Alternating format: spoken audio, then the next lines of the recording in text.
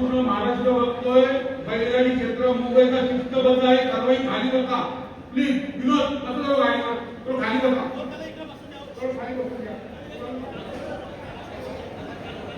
सर्वही खाली बसा वसंतभाई ओ वसंतभाई ऐका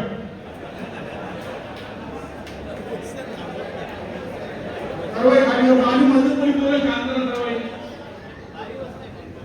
सर्वही हात वर करायचा भारत माता की भारत माता की वंदे वंदे छत्रपती शिवाजी महाराज की जय भवानी दिवा पाटलांचा दिवा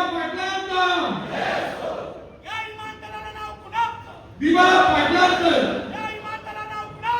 दिवा पाटलांचं रायगड जिल्ह्यातली दुसरी मीटिंग असेल छत्रपती शिवाजी महाराजांची राजधानीचा हा जिल्हा या जिल्ह्यामध्ये अनेक सुपुत्र असे दिले तर त्यांचं नाव लौकिक जगाच्या पाठीवर आहे राजकारणामध्ये रस्सीमारती होऊन गेले पण या दिवा पाटलासारखी व्यक्ती आगरी कोली कुणबी कराडी जैन मुसलमान असतील ते स्थानिक आदिवासी असतील सर्वांना न्याय देण्याचं काम ज्या माणसाने केलं असेल ब्राह्मण ज्या माणसांना सर्वांना न्याय द्यायचं काम केलं असेल ते दिवा पाटलांनी केलेलं आहे आज त्यांच्या गावामध्ये मी पहिल्यांदा आलो एवढं मोठं प्रशस्त हॉल एवढी चांगली व्यवस्था आणि आज ते ज्योतिषस्तंभ बघितलं मी ज्यांनी छातीवर गोळ्या घालून घेऊन आज आपल्या इथल्या समाजाला न्याय देण्याचं काम केलं होतं मला वाटतं जवळ गाव असेल गाव पण हे तो बाउंड्रीचे बहुत पार आहे पण राहूया पुन्हा येऊया पुढची वार्षिक मीटिंग पण मला वाटतं आपण याच ठिकाणी घेतली तर बरं होईल आणि सर्वांनी सांगितलं प्रत्येक वर्षी वार्षिक मीटिंग आपण याच ठिकाणी घेऊया तर या ठिकाणी पहिल्यांदा असणारे थोडीशी शाब्दिक वादावाद होते पण आपण सगळे भाऊ बघा पहिल्याच मीटिंग मध्ये आपण ठरलो होतं का प्रत्येक वर्षी अध्यक्ष चेंज करायचा एक वर्ष ठाण्याला एक वर्ष रायगडला स्वर्गीय पंडित फडके साहेब तेव्हा होते तात्या होते बोरिवलीचे अशी बरीच मंडळी आमच्या मीटिंग मध्ये होते तेव्हा ठरलं होतं सर्वांचं बाबा एक वर्ष मला माहित पण नव्हतं का मी अध्यक्ष होईल आज या संपूर्ण कमिटीने आणि तो वेगळ्या मार्गाने आमचा विश्वास ठेवलाय मी 2 दिवस सांगत होतो का जो चावच्यावर घरी पण बायको 10 वेळा बोलतो मोबाईलचा फोडा रोज सकाळ संध्याकाळ तो चाव पण लक्षात घ्या या अध्यक्ष पद असतील इतर पद असतील कोणी फेविकॉलची खुर्ची लावून आलेला नाहीये जो चांगलं काम करेल सगळे चांगलं काम करतात मगाशी मला दोघांचे उत्तर दिलं आवडते तुम्हाला पण सांगतो आहे का काय होतं आपल्या ग्रुपवरती जी पदावर म्हणजे नाहीये नाव देतो काही गोष्टी बडी असेल दिनेश असेल आपला कारण असेल अशी 4-5 मंडळी असेल की नेहमी ती रुपेश पण असतो एक रोशन असतो अशी बरीचशी मंडळी आहे तर ती नेहमी ऍक्टिव्ह होतात ग्रुपवरती काही निर्णय घ्यायचा असेल काही असेल मग आम्ही काय करतो एखादा निर्णय असला ते कमिटीवर टाकतो आपण त्या तिथे निर्णय होतो मग कोणातरी सांगायचं टाकावा म्हणून टाक म्हणून असा विषय असतो बाकी काही स्वतःहून कोणी टाकत नाही त्याला आम्ही संपूर्ण कमी टाकायला सांगतो आणि दुसरी गोष्ट अशी आहे का ज्या नियम अटींचा काही विषय एका मैदानामध्ये सकाळी लवकर गेलो मला बरी भेटली ना एकाच्या मैदानामध्ये पहिला स्वागत मला 2 शक्ती हारून गेला सकाळी 8च्या आधी बरी बरोबर ना त्यामुळे वैमानिक माणसांनी सर्वांना विनंती आहे का सगळे समाजदारात आपण जरा लवकर या कोण लवकर आला कोण लेट आला बघत नका बसू या वर्षी मला तरी वाटतं 10% पण भांडणं झाले नसतील आणि वादवाद नसतील झाला का, तर आपली कमिटी एकदम स्ट्रॉंग आहे आणि बैलगाडा मला त्याच्यापेक्षा स्ट्रॉंग आहे. सर्वांनी नियम अटी पाळल्या, सगळ्या गोष्टी केल्या म्हणजे कसं झालेली. एक लक्षात घ्या, संपूर्ण महाराष्ट्र लाल मुद्रा आपला बघतोय. या पश्चिम महाराष्ट्रातील लोक असतील, आपले भाऊ असतील, उत्तर महाराष्ट्रातले असतील, सर्वात श्रीमंत बैलगाडी संघटना आपली ठाणे पालघरची आहे. सर्वात श्रीमंत. कारण प्रत्येकाला पैसा आहे. झोपेमध्ये तुम्ही जाऊन बघा का, माझ्या बँक मध्ये काय नाही, पण मी ज्या संस्थेचा 1000 रुपये देऊन मेंबर झालोय त्या संस्थेमध्ये आज 40 लाख बॅलन्स आहे. 40 लाख म्हणजे आपण किती श्रीमंत आहोत लक्षात घ्या.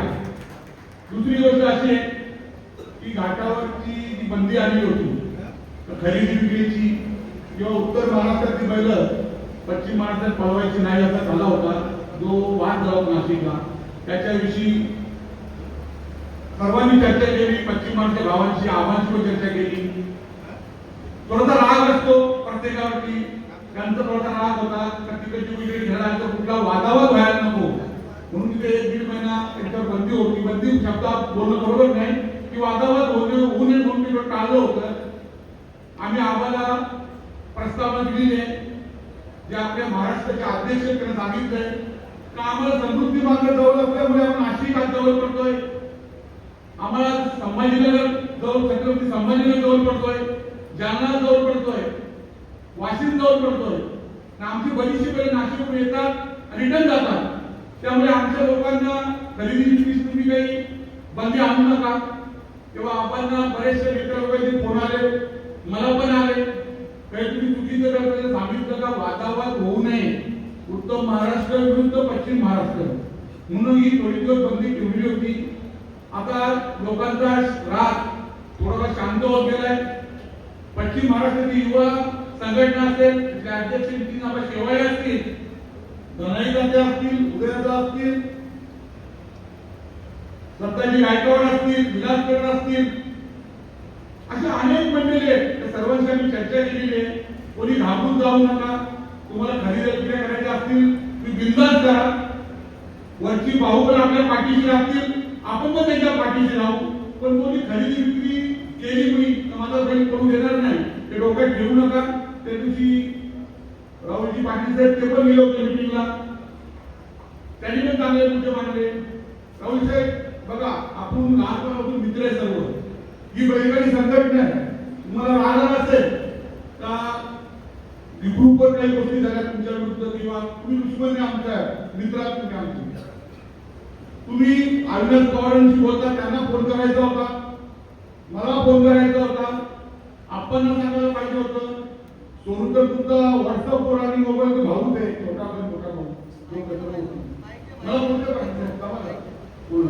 तुम्ही जर आम्हाला सांगितलं असतं का बाबा हा हिशोब आम्हाला पाहिजे किंवा हिशोबाचा विषय दिला असता, तुम्हाला माहिती नसेल, तुम्ही व्हॉट्सअपवर नाही आहात.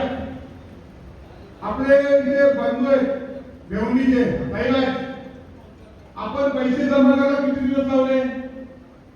जवळ 8-9 महिने गेले.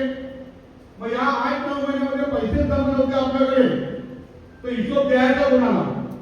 आज कर्जतचे अध्यक्ष आलेले होते, पण कर्जतचे खजिनदार आपला तुम्ही आज सोडून तुम्ही सर्व मिळले आहात.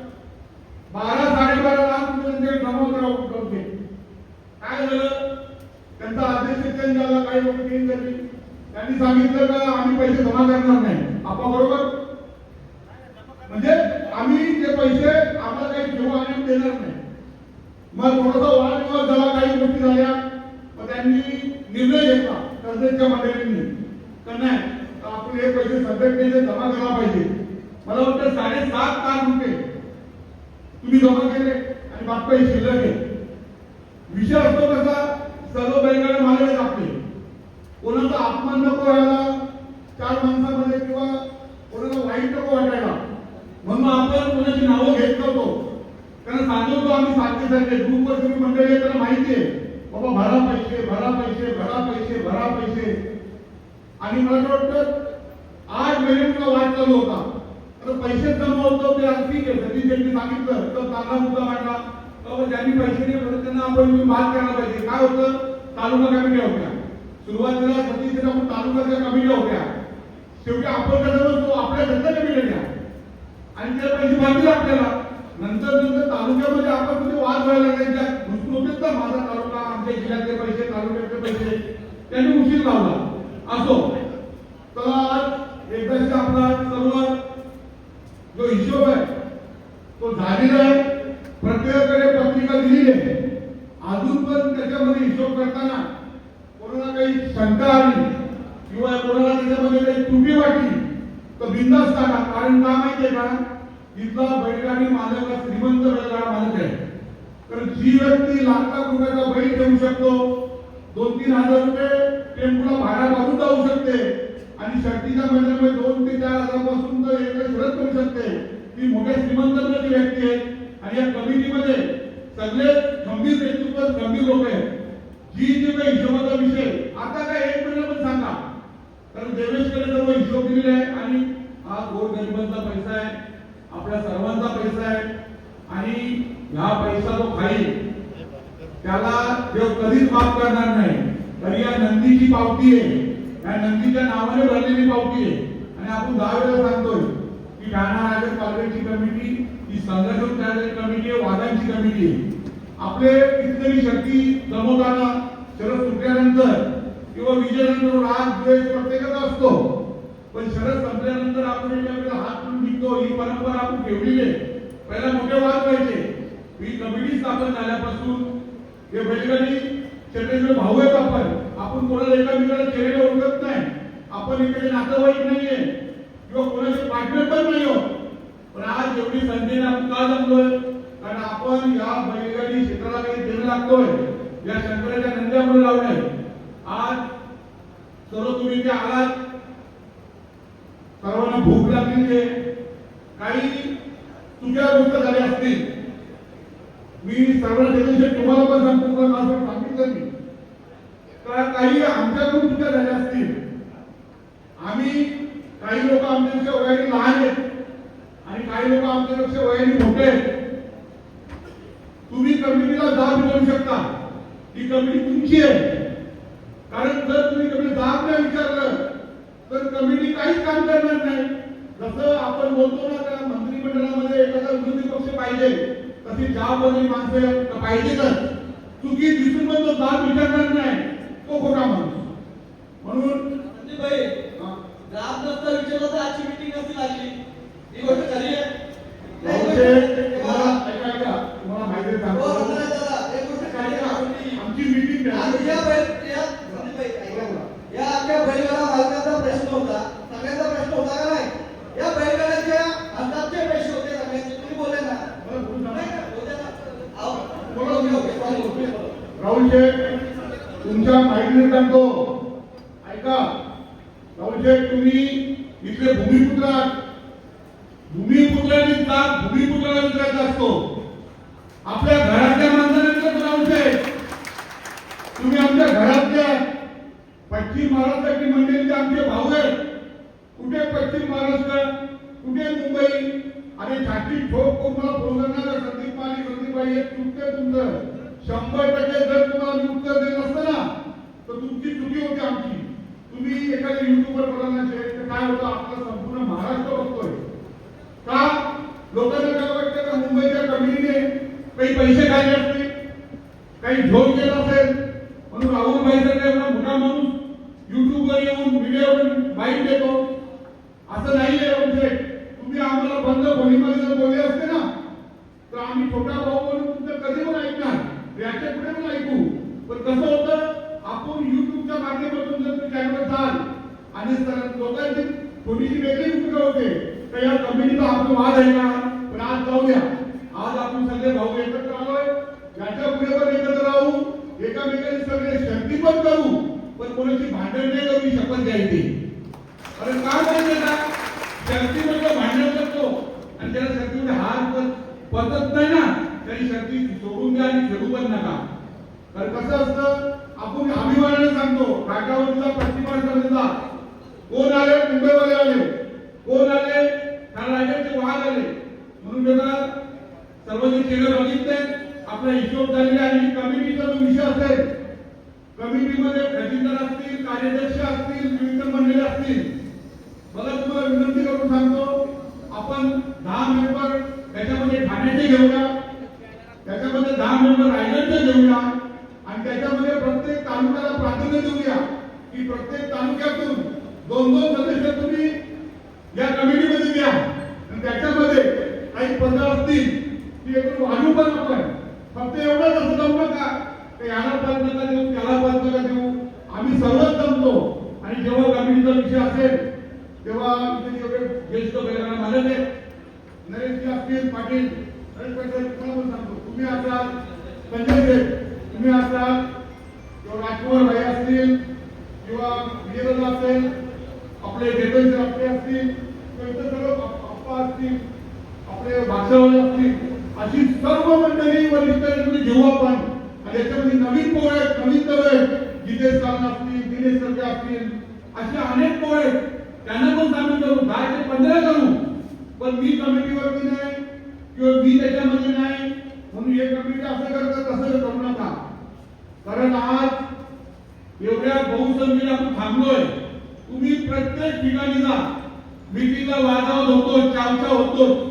ही ठाणे रायगड पार्लमेंटची मीटिंग अशी झाली आहे, आज पहिल्यांदा या मीटिंग मध्ये सर्वांना बोलायची चान्स पण दिलेले, कोणाचा वादावाद पण झालेला नाहीये आणि याच्या पुढे पण जेव्हा पुढच्या वर्षी या मीटिंगला बसू तेव्हा आपण असं करत राहू. आणि तुम्हाला पुन्हा सांगतो, अध्यक्ष जो असेल ही कमिटी असेल प्रत्येक वर्षात चेंज राहील.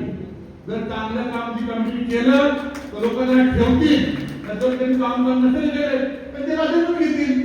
आणि याला पहिलं सांगितलं होतं की ज्या राजकीय पक्षामध्ये आम्ही काम करतो त्या पक्षांनी चांगली धूर आमच्या खांद्यावर दिली.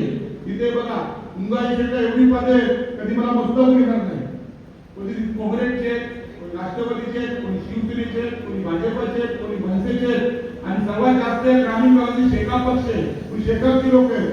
आपण सर्व पक्षाचे चक्रा बाजूला ठेवून या बैलगाडी क्षेत्रामध्ये आपण एकत्र आलोय. मी जास्त काही बोलत नाही, माझे 2 शब्द संपवून मी माझे भाषण संपवतो. जय हिंद, जय महाराष्ट्र.